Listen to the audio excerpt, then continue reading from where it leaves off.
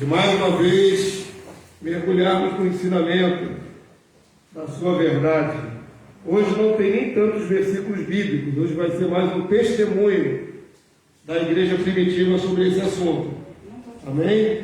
Mas é importante nós entendermos um pouco mais sobre como os nossos irmãos enxergavam a ida dos santos para esse lugar chamado paraíso. Vamos falar sobre paraíso hoje, que maravilha.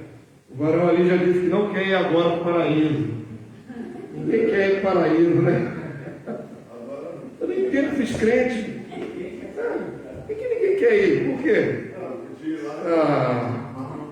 Eu não entendo esses crentes. Se fosse para um lugar ruim, é para um lugar bom, gente. Eu podia fazer uma visita. Você queria fazer uma visita para voltar de lá para cá? Não deixa. Ela vai só volta com Cristo, só com Jesus voltar.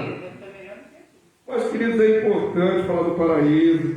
É a nossa expectativa, né? Pós-morte. Então, é um lugar bacana. Amém? Tem que estar consciente para onde vai, né? Depois que morre. Então, a aula de hoje, para mim, ela é fundamental. Amém? Então, vamos orar aqui pela vida do Arthurzinho, que também é febril. Pedir a Deus graça sobre ele. E para quem não sabe, nossa irmã Palmira já está melhor, viu, irmãos? Olha, a cirurgia no cérebro é uma coisa séria, né? Tirou praticamente todo o tumor de trás da vista dela. E ontem mesmo a filha dela foi lá e gravou um vídeo, a própria Palmira falando: sobrevivi. Aí agradecendo a todo mundo, ela mesmo falando, que agora é só se recuperar. Amém? Então, graças a Deus, Deus ali deu escape a nossa irmã nesse tumor que ela estava na cabeça. Graças a Deus. Ela mesmo falando no dia seguinte, é um ótimo sinal. Não foi entubada, nem nada. Então, durante a recuperação, continue orando agora só para ela recuperar o mais rápido possível. Vamos aclamar a Deus sua graça. Pai, louvado seja o teu nome. Deus Todo-Poderoso, nossos corações se elevam na tua presença nessa hora. Queremos te adorar, queremos te bendizer, porque temos um Deus Todo-Poderoso, maravilhoso, regente do universo, que rege todas as coisas segundo a tua vontade. A tua glória e a tua graça está derramada sobre a tua igreja. Então nós te agradecemos por essa oportunidade de sermos filhos do Senhor e podemos pela fé entrar na tua presença nessa manhã. Clamamos graça sobre a vida da Palmira, que está ali se recuperando aqui no hospital.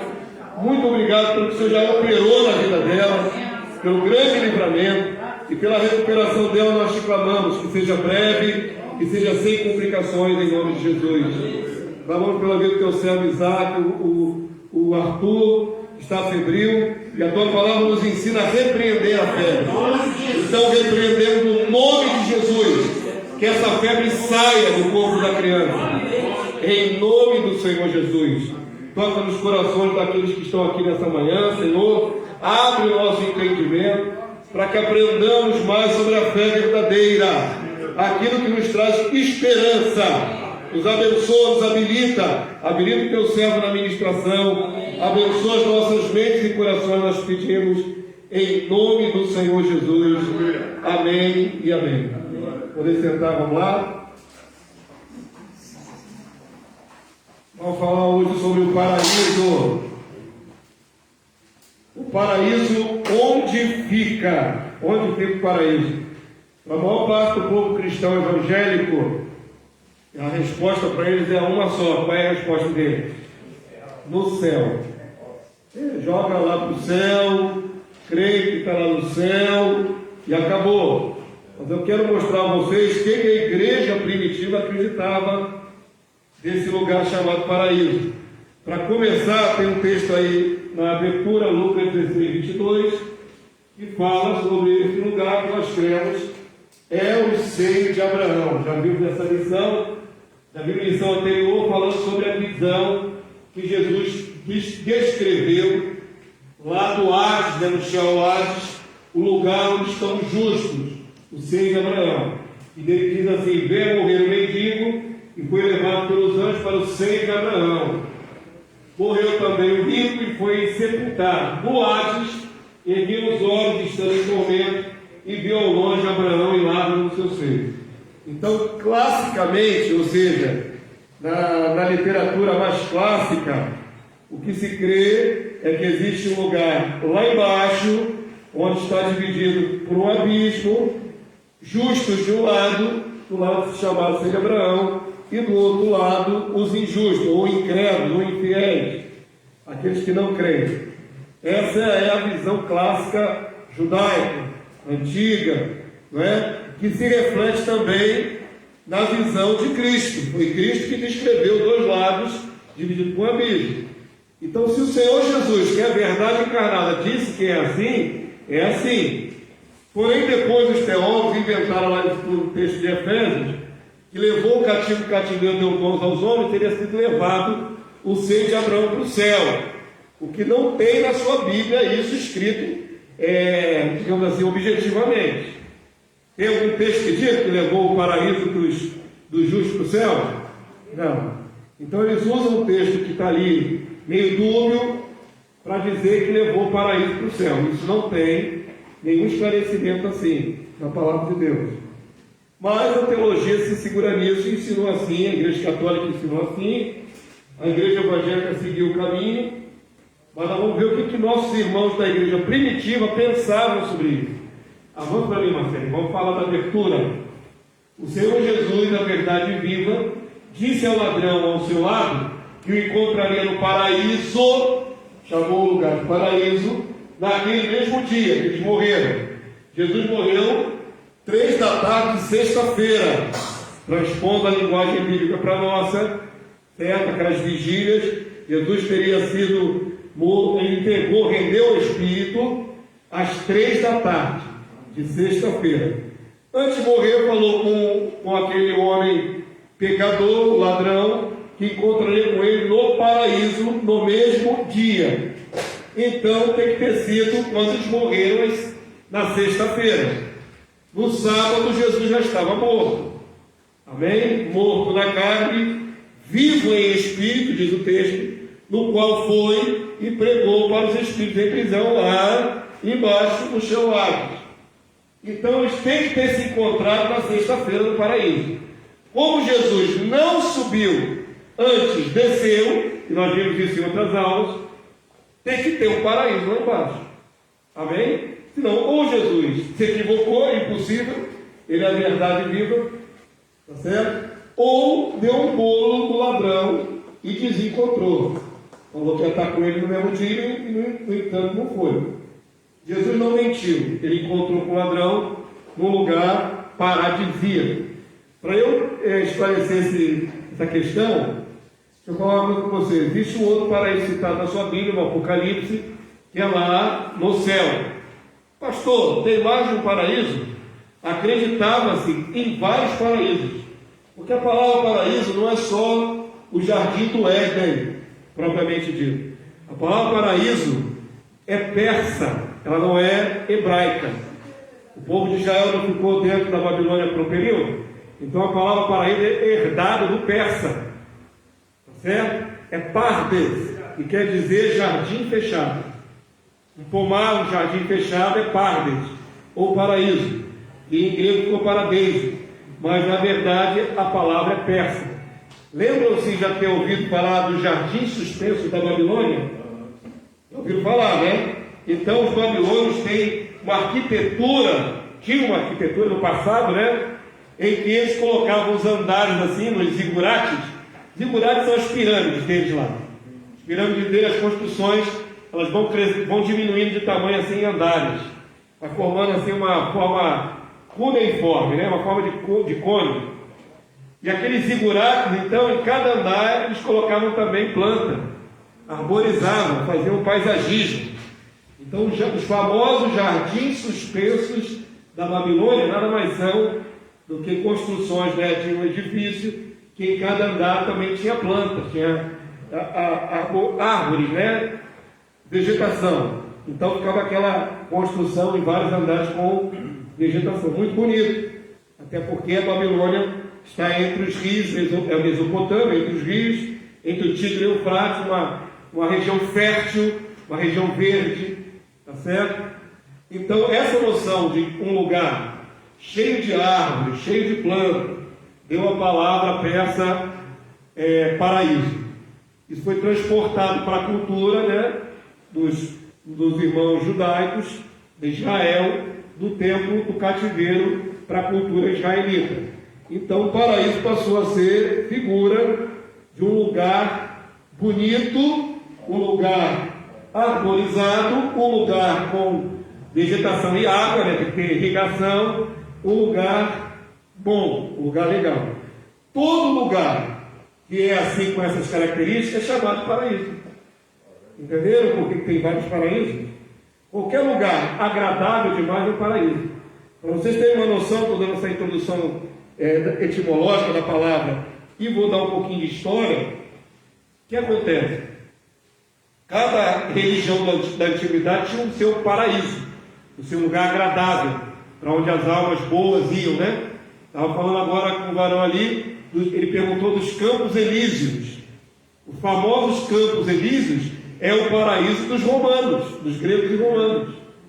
Então, para eles tinha um lugar para onde os pecadores mais terríveis e o Tártaro. O fumo do inferno romano é o Tártaro. E os bons, os heróis, os sábios, as pessoas boas, iam para os Campos Elíseos. Nada mais é do que a versão do paraíso greco-romano. Amém? Tem a versão do paraíso egípcio. Nós estudamos isso nas religiões, né? Quando falamos um pouquinho das religiões, da expectativa das religiões. Então, paraíso é um lugar agradável. Você chega num lugar muito bonito, você pode dizer, isso aqui parece um paraíso, não é? Chega numa ilha, por exemplo. Você vai numa ilha aí preservada, você, pô, isso aqui parece um paraíso. Então, ao longo da história, muitos acreditavam que Deus tirou o paraíso ali onde estava, ali na Mesopotâmia, e levou mais para o Oriente. Se Deus colocou, Deus podia ter tirado. Então, muitos pensavam que existia o paraíso ainda na terra, e não no céu.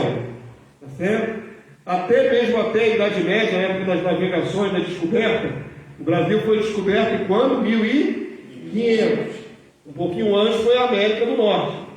Quando os portugueses e os espanhóis vieram para essas bandas de cá, isso aqui era um continente, as Américas eram continentes lindos demais, muito lindos, cheio de vegetação, né, tropical, aqui no caso da América do Sul, cheio de animais exóticos, as araras, coloridíssimas.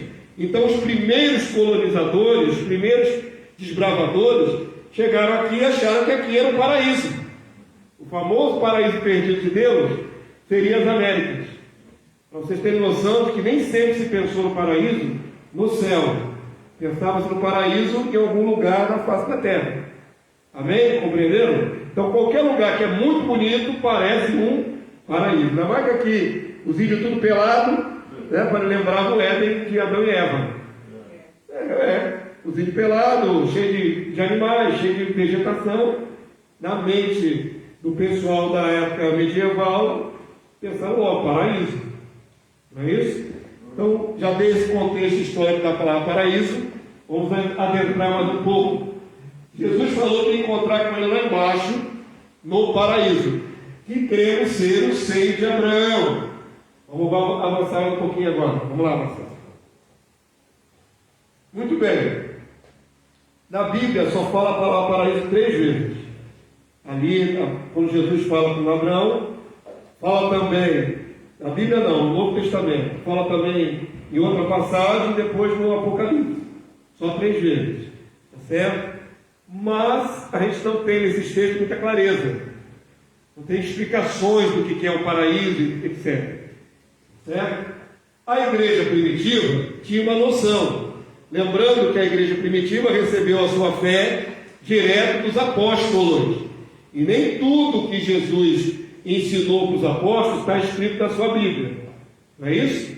Não cabe, né? A própria palavra de Deus diz, acho que é o Evangelho de João, que não teria livros na terra para caber todo o ensinamento escrito de Jesus.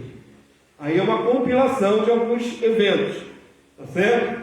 Então os apóstolos instruíram os seus sucessores, os bispos, e esses bispos são os pais da igreja primitiva.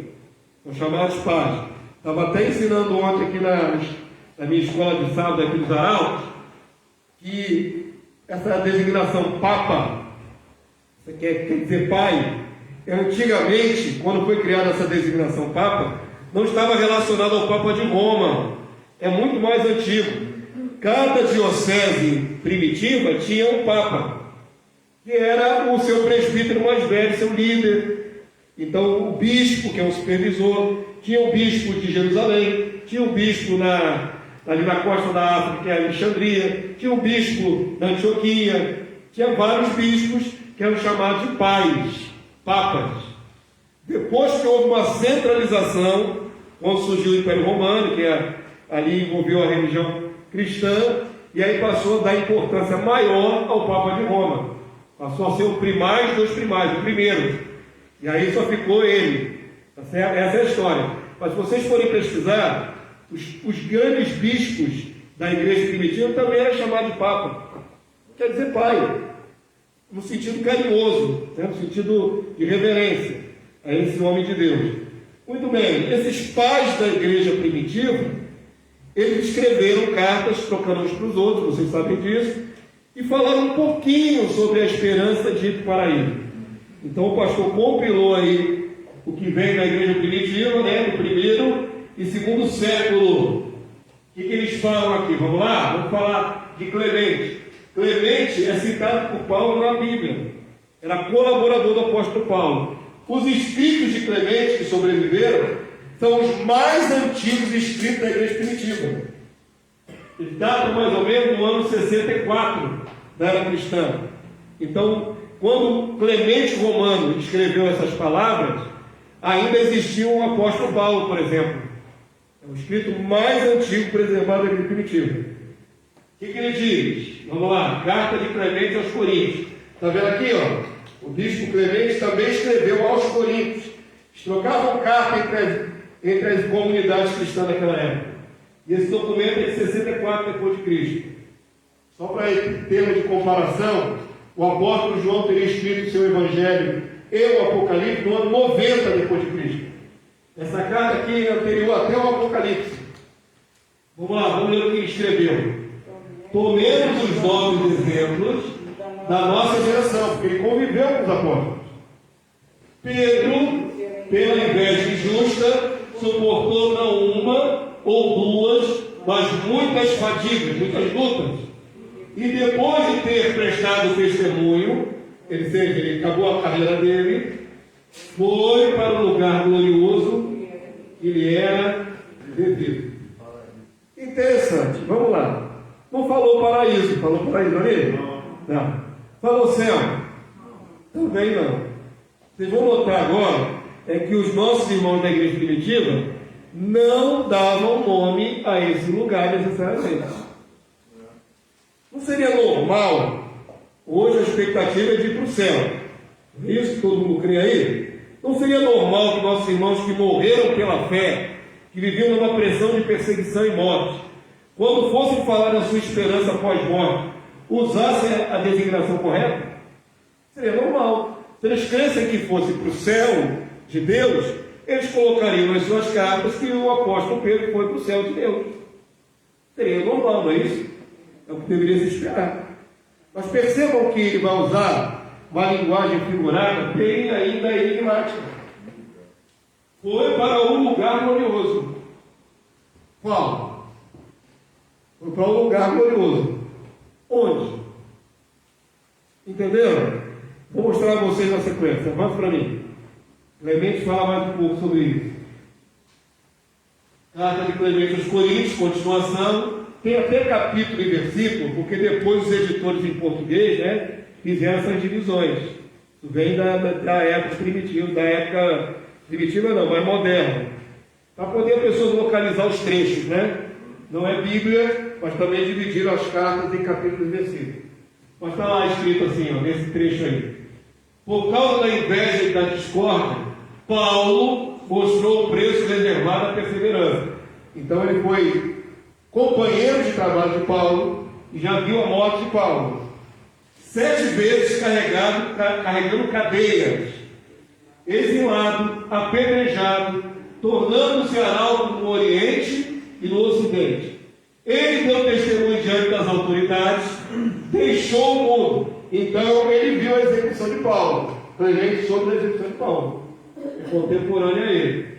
Deixou o mundo, e olha como é que ele descreve agora a parte de Paulo. Vamos ler juntos? E se foi para um lugar santo, tornando-se o maior modelo de perseverança. Mais uma vez, ele usa de semântica, ele usa de eufemismo, para linguagem. Ele não fala objetivamente onde, ele diz que é um lugar santo, como disse antes, um lugar glorioso. Ponto. Diga, Barão. Uma observação, não sei se é assim, interessante. Paulo mostrou o preço reservado à perseverança. A perseverança, a fé tem que ser até o fim, até a morte. E num contexto de martírio, a pessoa tinha que pagar o preço de ser cristão até a morte. Paulo pagou esse preço. Ele foi decapitado, segundo a história, foi decapitado por mandato de Nero, o imperador Nero que mandou decapitar Paulo, espada no pescoço. E ele é testemunha disso, o irmão Clemente, o bispo Clemente. Eu quero que vocês percebam que os nossos irmãos primitivos não tinham aquela visão de que a alma foi para o céu. Eles falam, foi para um lugar glorioso, foi para um lugar santo, deixando meio que enigmático ainda. Tá certo? Eles não falam foi para o céu, não falam foi para o paraíso, mas foi para um lugar reservado. Por que eles fizeram esse mistério todo? Não sei. O pastor de vocês estudou todos os irmãos primitivos, todos os bispos primitivos. Nenhum deles foi mais claro. Nenhum. Amém? O bispo Clemente, assim como os demais bispos, que foram doutrinados diretamente pelos apóstolos, se tivessem recebido como fé a ideia de que as almas vão para o céu de Deus, teriam expressado assim em seus escritos. Porém, falta o paraíso sem nunca localizá-lo no céu de Deus. Eles não dizem aonde é esse lugar onde vão os santos, só diz que é um lugar santo. Vou mostrar mais um pouquinho, vamos lá. Esse agora é Irineu de Lião, o maior teólogo da igreja primitiva, depois de Paulo, do apóstolo Paulo. Ele escreveu as cartas contra a heresia, escreveu 5 livros contra as heresias. Eu reputo que ele é o melhor depois de Paulo, o mais bíblico de todos os escritores defensores da fé. Já é segundo século, viu? Escreveu isso por volta do ano 185 depois de Cristo. Então é a segunda geração, a primeira de Clemente, depois a geração de Irineu de Lião. E ele fala sobre Jesus ter respeitado a lei que Deus estabeleceu para todo morto de descer até o Hades. Esse documento aqui é um dos mais interessantes, que é uma descrição de que o próprio Senhor Jesus passou pelo processo da morte, descendo até o mundo dos mortos. Amém? Gostaria que vocês lessem, apesar de não ser Bíblia, nosso irmão Bispo Irineu, mártir, testemunha fiel do segundo século, está falando verdades aqui, tá bom? Então leia comigo para você entender como pensavam os nossos irmãos até o segundo século. Vamos lá?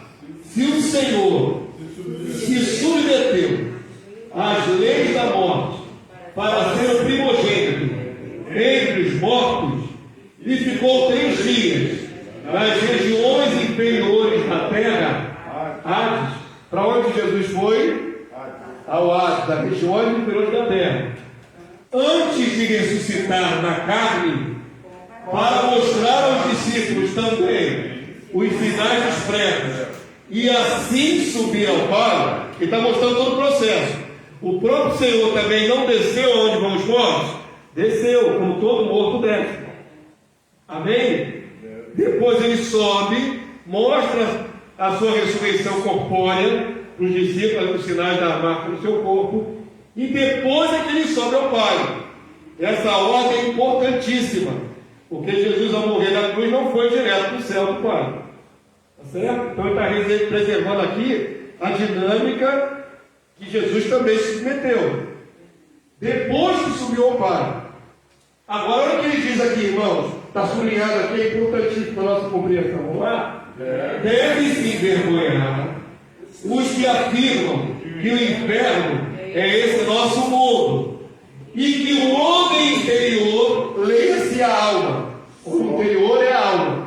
O homem Senhor sobe para um lugar supraceleste, acima dos céus. Supraceleste quer dizer acima dos céus. Deixando aqui o corpo. Olha o que o nosso irmão Bispo Irineu está combatendo. Quem fala que quando a alma vai para um lugar celestial, deveria se envergonhar. Percebam que os nossos irmãos primitivos negavam essa ideia de que a alma sobe. Pelo contrário, a alma desce como a de Jesus desceu. E a alma não ia para o céu. É muito antagônico, é muito o contrário daquilo que se prega hoje, né? A igreja primitiva. Em vários aspectos, irmão. Não é só nesse aspecto, não. Vou fazer uma revisão da fé atual. Analisando pela igreja primitiva, vocês veriam que é tudo ao contrário. Mudou muito. Nossos irmãos diziam que tinha que se envergonhar quem falasse que a alma, o homem interior, subia para um lugar superceleste, deixando aqui o corpo. Olha como é que ele conclui o raciocínio dele. Vamos lá? Tendo o Senhor Jesus, ido entre as sombras da morte, lá no mundo inferior, onde estavam as almas dos mortos, e ressuscitando depois, corporalmente, e depois de ressuscitado, sendo levado ao céu. Perceba agora, irmãos, perceba agora que a fé dele é bem clara. Indicou que o mesmo aconteceria com seus discípulos. Preste atenção, ele não nega que haja possibilidade de ir para o céu. Ele só nega que isso seja imediatamente depois de morto. Preste atenção no que ele está narrando aqui. Jesus primeiro morreu, desceu, depois subiu corporeamente. E é isso que nós vamos também sofrer. Aqueles que morrerem têm que ressuscitar em corpo para depois subir. Entenderam a diferença? O que a igreja prega hoje? Que a alma, só a alma já vai direto para o céu. O que a igreja primitiva pregava é que precisava primeiro haver o quê? Ressurreição do corpo. E a ressurreição é só no dia de Cristo. É o caminho de Jesus, querido. É o mesmo caminho de Jesus. Não tem essa de diferente. Jesus não foi em alma direto para o céu. Ele desceu ao mundo dos mortos. Ele voltou para o corpo dele, ressuscitado. E depois, em corpo glorificado, é que ele subiu. O paralelo é esse. Não em alma, mas em corpo glorificado. Quantos estão entendendo até aqui? Ele está explicando detalhadamente qual é o processo. Também a mesma coisa vai acontecer com seus discípulos. Está certo? Pois era para eles, para os discípulos, que o Senhor fez tudo isso. Olha como é que ele explica. As almas deles, dos discípulos, irão a um lugar invisível. Olha como é que eles falam de maneira enigmática. O outro falou lugar santo, lugar glorioso. Agora o outro chama de lugar invisível. Ele não fala explicitamente nem palavra paraíso, nem que é no Hades, mas está falando aqui que as almas descem para o Hades. Então preste atenção, esse lugar lá embaixo, ele chama de lugar invisível. É invisível porque é espiritual. Está certo? Não é visto por olhos humanos. Estabelecido por Deus, e olha aqui, querido, olha o que está escrito aqui, ó. E aí, neste lugar lá embaixo, ficarão, não saem, ficarão até quando? Até a ressurreição, à espera dela, à espera da ressurreição. Depois, reassumirão seus corpos da ressurreição, da mesma forma que o Senhor ressuscitou, e irão à presença de Deus. Olha o contraste. A visão do bispo Irineu de Milão, no segundo século da era cristã, discípulo de um discípulo dos apóstolos, com a fé bem fresquinha ainda, inalterada, antes da invenção da Igreja Católica Romana, dizia que todo mundo tem que passar pelo mesmo processo de Cristo. Ou seja, ao morrer, desce, como Jesus desceu. Vai para um lugar separado lá para os santos, que é um lugar invisível. E só quando houver a ressurreição do corpo, é que sobe para a presença de Deus. O que a Igreja Católica fez?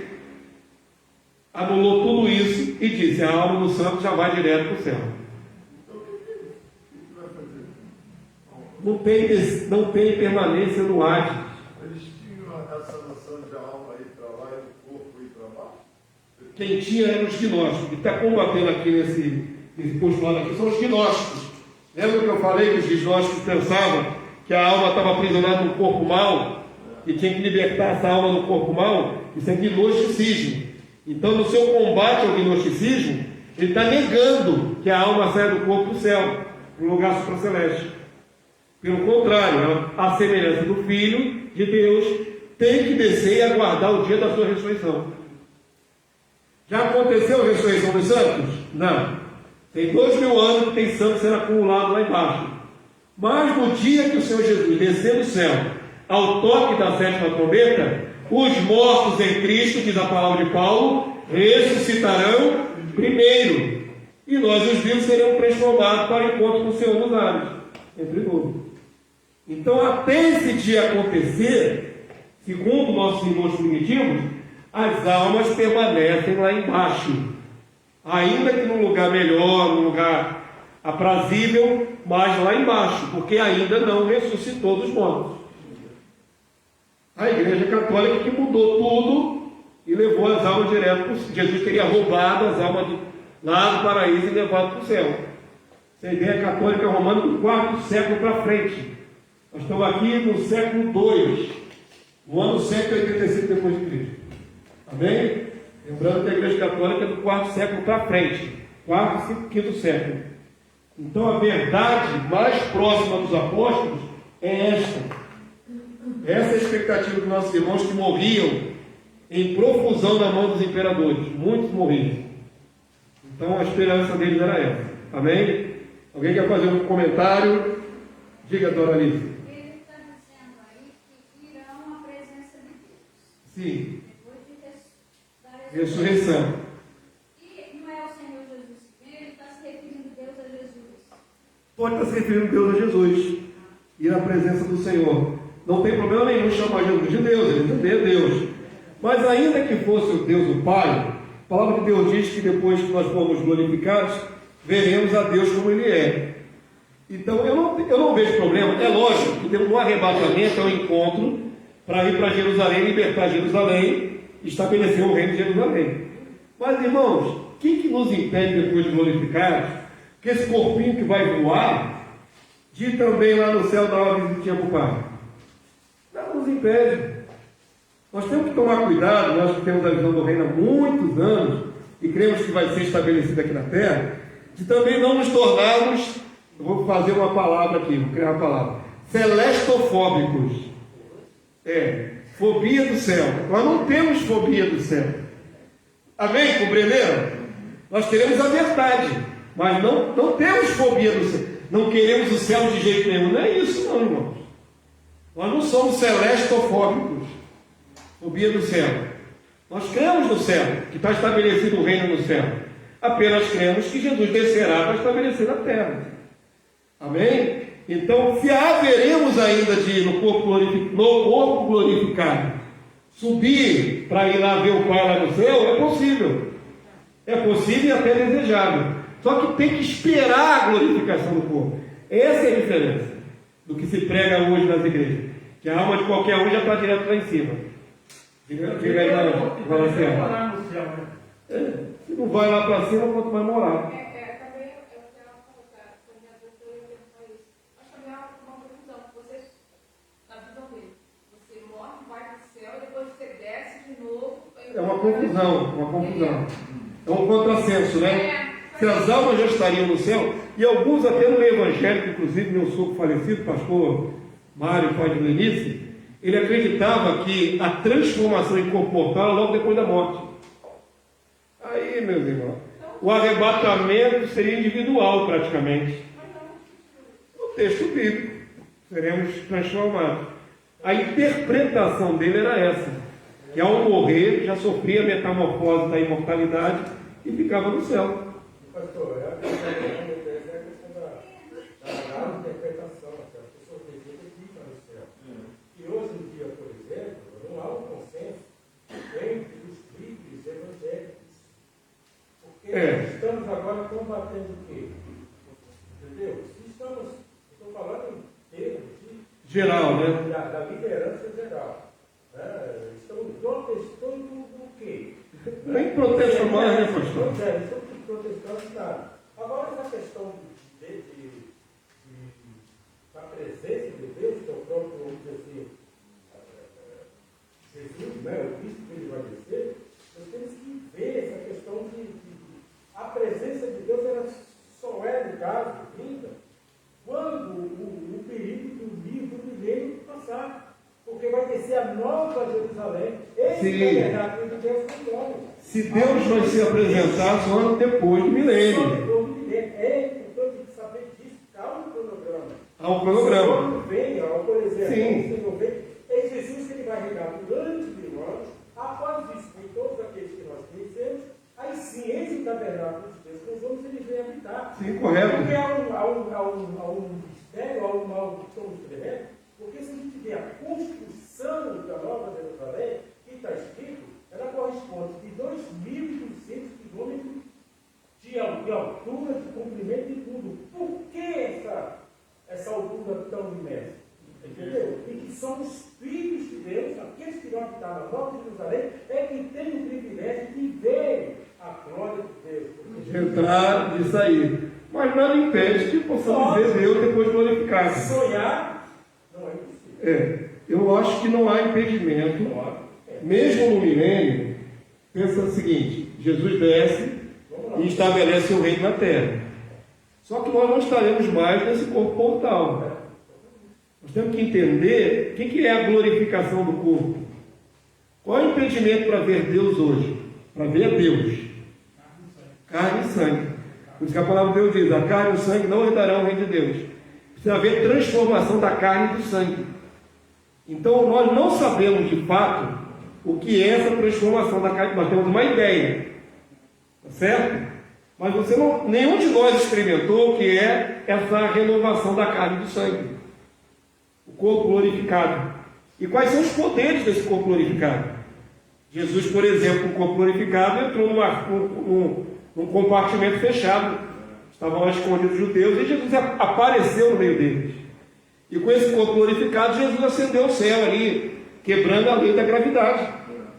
Então, a palavra de Deus diz que teremos um corpo igual, semelhante ao da sua glória. Então, eu creio que os poderes que Jesus manifestou no corpo glorificado também serão os mesmos poderes que os santos nos manifestarão. Então, tem voo, tem traslado, tem um monte de coisa. Os poderes do mundo vindouro, que Paulo fala, né? O poder do mundo vindouro. Não é desse mundo, é do mundo vindouro, da próxima era. Nós não temos uma noção clara de o que é isso na prática, porque só Jesus foi glorificado. Ele é o primogênito entre os mortos. Mas quando a igreja também for glorificada, quando a igreja também sofrer a metamorfose do corpo glorificado, que poderes manifestaremos? Eu creio que um dos privilégios é ver a Deus como Ele é. Ainda que Deus não venha descer no primeiro estágio, isso não impede que os santos o vejam. Está difícil nesse tempo entender que nós que recebemos parcela de glória de Deus em espírito, nós somos filhos de Deus, mediante esse espírito que é vivificado em nós, pneumaticamente, sendo que a carne é fraca. Não entendemos ainda que nós somos filhos do Altíssimo, somos filhos de Deus, somos deuses, está escrito. Isso é a dificuldade nossa, é essa parcialidade. Imagina glorificado então, qual é a limitação que nós não estaremos iguais ao rei? Semelhante a Jesus. Então, É muito grande isso. não alcançamos isso ainda. Por isso que Paulo diz: agora vemos em parte. Agora vemos em parte. Profetizamos em parte. Mas quando vier o que é perfeito, o que é em parte deixará de existir, porque será pleno. Não é aquele quando diz que o que é em parte será aniquilado, não é que vai acabar tudo. É que agora enxergamos em parte. Falamos em mistérios com Deus. Até falei aqui com os arautos. Por que Jesus não falava em línguas estranhas? Tem alguma passagem que Jesus falava em línguas? Não. Ele falava diretamente com o Pai. Nós temos limitações, nós, a igreja, ainda na carne. Por isso falamos em mistério, em parte. Mas haverá um dia que essa limitação acabará, será aniquilada.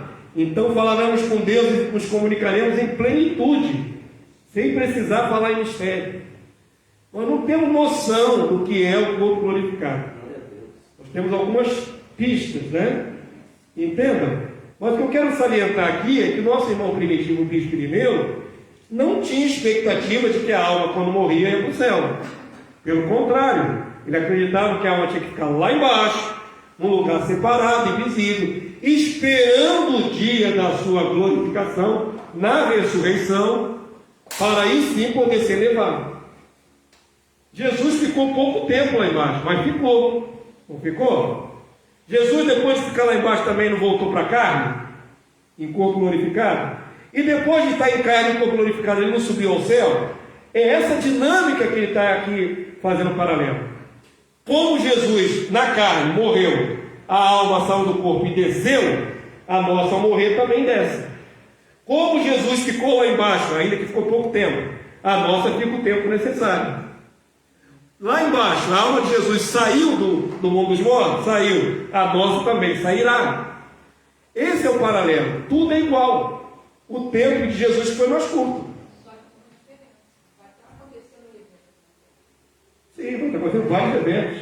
Não, tô falando. O final da grande tribulação e tudo. Sim, mas aí... Vai ter tempo de ir lá dar uma visitinha. Não, eu creio que isso vai ser possível depois. Ah, tá. Entendi. Não imediatamente a ressurreição. Ali não está precisando isso. Não, estou falando do jeito que o senhor está falando. Eu sei, entendi. Primeiro a gente tem que libertar Jerusalém. Deixa eu falar, acaba quem está tirando isso do coração, confunde mais a Não, vamos lá. A dinâmica é essa. Ele não está aqui sendo preciso com datas e ocasiões. Ele está falando apenas como a alma procede. O foco aqui é a alma. Qual é o processo da alma? A de Jesus, desceu? Desceu. Ficou lá embaixo um tempinho? Ficou. Saiu? Saiu. Em corpo glorificado? Em corpo glorificado. Agora, de novo, alma e corpo, subiu ao Pai? Subiu. Esse é o paralelo. Ele não está dando outros contextos, nem de tempo, nem de ocasião, nem dos eventos que vão acontecer. Mas que essa dinâmica se repete na igreja. Eu morro, a minha alma desce, como a de Jesus desceu. A dele ficou 3 dias, menos de 3 dias até, mas ele está redondo. A minha vai ficar o tempo necessário até o dia da ressurreição. Entendeu? Aí a minha sai de lá também, como a de vocês, sai. Se tiver morrido, sai. Volta em corpo glorificado? Volta. Só depois em corpo glorificado é que dá uma subidinha. Ele está comparando essa dinâmica da alma e do corpo. Tá certo? Sem entrar em detalhes do Armagedon, sem entrar da batalha. Ele só está mostrando como é que é a dinâmica. Então, ele está combatendo o erro de que ao morrer a alma já vai direto para o céu.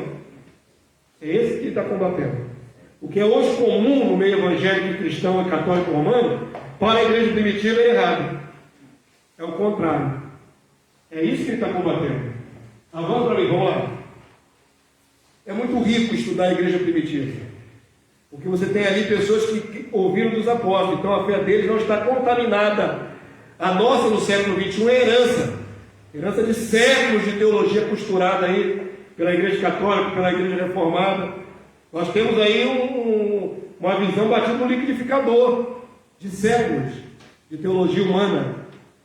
Os nossos queridos irmãos primitivos não tiveram essa contaminação, eles ouviram direto de apóstolo, que ouviram de Jesus.